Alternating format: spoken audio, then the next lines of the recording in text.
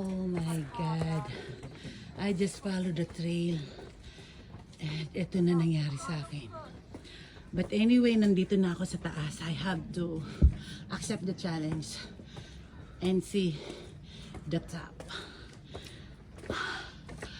Okay, 1, 2, 3, 4, 5, 6, 7. Okay.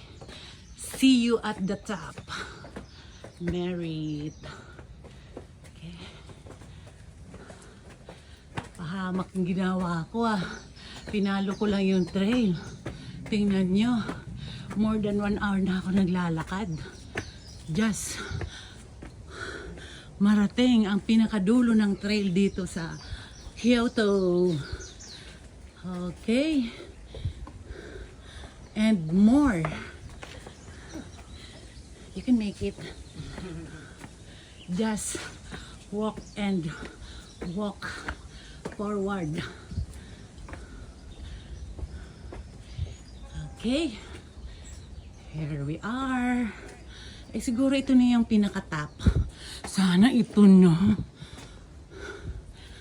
Okay, ito nga, tsabat-ching-ching na to. Tingnan nyo. Nakaya niya umakyat. Ayan. Around 200 kilos to. Siguro. Yan. Yan, chika ko sa inyo. How pa kaya? Hindi 200 kilos. Ayan. Hello. Ayan. Ito na yung top. Siguro, I hope. This is the top. Thank you. And thank you. The top. Yay! The top. Ayan, 233 meters in height. Thank you. I am here at the summit of Mt.Inari. Yay!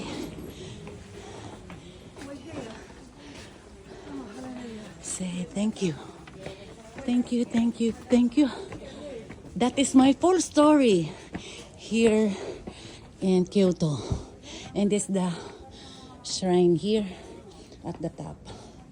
Thank you, Lord, for the opportunity na nakarating ako dito sa top ng Mt.Inari, Kyoto. So thank you, Lord. Thank you.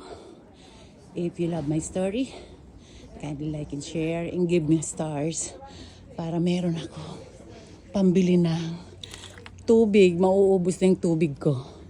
So, this is the top of Mt.Inari. So, thank you, Lord. Today is June 13, 2023. At nandito ako sa top ng Mt.Inari. Yan.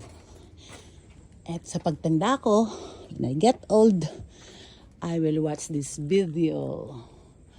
Saying today, June 13, 2023, I am here at the top of Mt.Inari. Yes, I am here now. And the time is, where's my watch? And the time is 12:10. 12:10 narating ko itong Mt.Inari of Kyoto. At ito na yung pinaka-top.